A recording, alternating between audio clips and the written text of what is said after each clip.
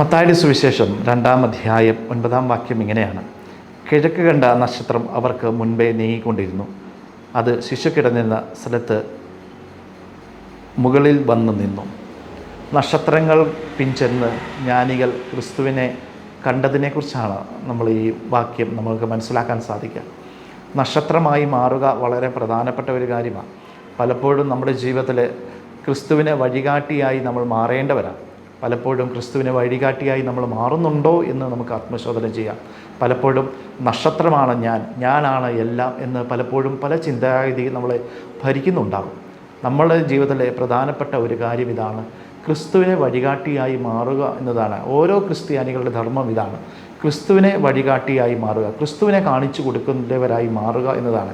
ഈ ക്രിസ്മസിന് ഒരുങ്ങുന്ന നമ്മൾ എത്രമാത്രം ക്രിസ്തുവിനെ കാണിച്ചു കൊടുക്കുന്നവരായി നമ്മൾ മാറുന്നുണ്ട് എന്ന് നമുക്ക് ആത്മശോധന ചെയ്യാം.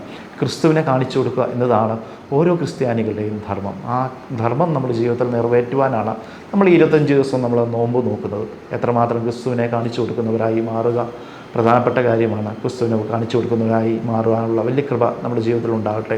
നക്ഷത്രമായി മാറാനുള്ള കൃപയുണ്ടാകട്ടെ.